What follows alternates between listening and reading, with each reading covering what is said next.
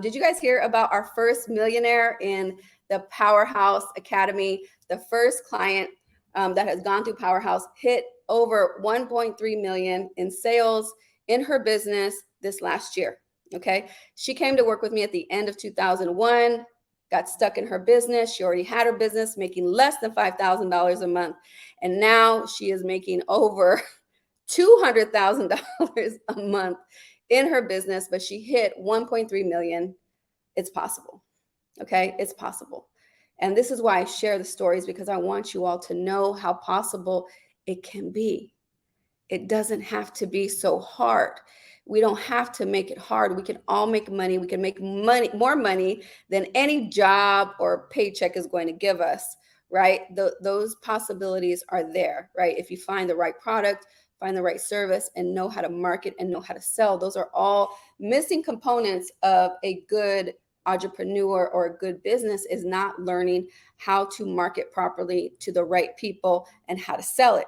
That's one of the secrets on how she hit $1 million. She was marketing to the wrong people.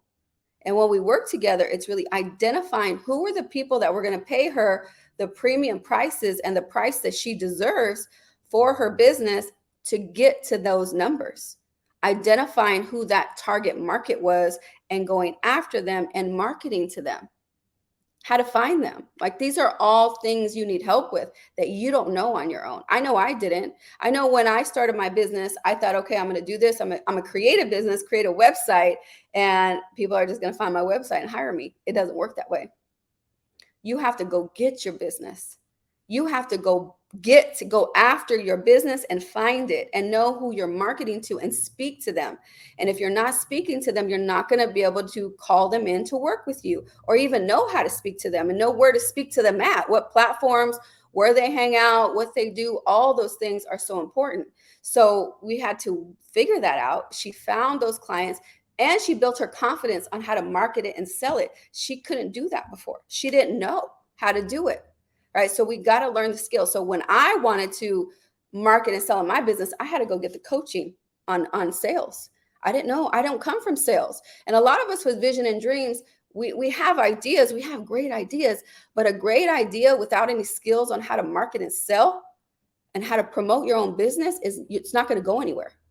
You can have the skill, the talent all day long, but if you don't know how to market and sell to the proper clientele or customer, you're not going to make sales. You're not going to get the business. So you need to know how to do that. And that's an important component that we all should have and understand that we need to have before we feel, get hard on ourselves or be hard on ourselves because we're not hitting the sales that we want to attain.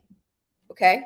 All right. So next, I want to talk about, the first thing I want to talk about when it comes to sales and when it comes to monetizing your gifts is how to monetize your talents and gifts, right? So, for example, if you're a singer, if you're a speaker, if you're an artist, how do you make money off of your talent? All right. So I had this one person approach me that was a very talented backup singer for a very popular artist. Right. And he's been singing backup for this artist for 20 years. He was a family member of this singer. He was touring with them all over the world. But he would, on the weekends, come home. He would come home and work at UPS and drive UPS trucks when he was not on tour with his cousin. And so he almost sang better than the artist, honestly. He sang better than the artist, if you ask me. He carried that artist on stage. When I heard them perform, I was like, yeah, he's actually way more talented than the artist in his voice. And I was talking to him and I said, how come you don't do voice lessons or, teach voice lessons online? And he was like, I never even thought about that. Right. We're in 2023. There's a lot of things that we can monetize, right? That we probably maybe couldn't do it. We could reach more people this way. And, I was talking to him about it and helped him craft a online program to do voice lessons, or just give voice lessons. You have the credibility because you can say backup singer for I'm not going to name the artist, but he could use that as his credibility and that leverage that he was the backup singer for 20 years. People will pay you for your credibility and for who you work with. So how do you leverage that, right? So he wasn't even thinking. That's why outside perspective is so important. Things that you're not even thinking about and how you can monetize your gift. So he's gifted with the voice, right? How do you monetize that rather than going and delivering packages that you hate to do, right? You dread, you love to go on tour, you love to sing. Why not monetize and continue to monetize that gift? Right? How do you build that? How do you build upon your talents and gifts in that way? Right? You need outside perspective to help you. He would never have thought about that on his own. Right? How does he market himself online? Singing, showing his voice, showing his skill level, his ranges, and how he would teach, and how he would do that. And he was like, well, I never taught anything. And I said, well, think about how you learn and how you practice. Sometimes we get way too technical. We think we have to have a certification in this and a certification in that. I say, teach how you did it. How did you get here? How did you get to where you at with your voice? How do you take care of your voice? How do you practice for concerts? How do you practice for performances? You can break it down in that way. It doesn't have to be like you have to draw out a whole curriculum, or it has to be super technical. We overthink processes and we think, let me go get that one certification, let me go get that one more degree, and it's going to make me more credible, or it's going to help me create X, Y, and Z. No, it doesn't go. You can base it really off of your gifts and talents naturally that you already have and how you got to where you have gotten to today. So we overthink way too much and hold us back. It paralyzes us from moving forward.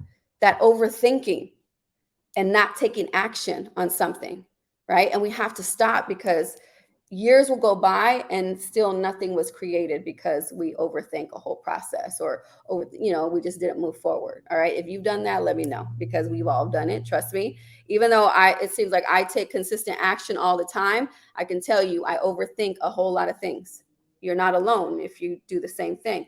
So monetizing your gifts and talents that's one example, right? As a singer, if you're a speaker, if you're good at speaking, you spoke in school, or people have always told you you're such a great speaker, and you want to speak in front of people, and you have something to teach, or you want to inspire, you want to motivate and empower, right? How do you monetize that? How do you turn that into a speaking business where you go and speak? It's really not that hard if you want to. You create a speaker sheet. You could create a speaker reel, which is about 30 to 60 seconds. You have an automated reel. I know how to create all those, right? We create those for our clients. I've created them for myself. But a speaker sheet showing your topics that you want to talk about, your bio, a picture of you. You reach out to schools, school districts, wherever you want to motivate and inspire, to corporations. You send them your speaker sheet, you send them your speaker reel and your fees, and let people know. And then you drop it there and you wait for people to contact you. It really doesn't have to be that hard, right? We overcomplicate it. All right. So I gave you the ways you can monetize in the way you speak, right? Speaking, or in your artistry, singing, right? Those are two ways to monetize your gifts, these natural gifts that we have. All right. The next thing that I hear a lot of is, how do I monetize my skills and long-time experience?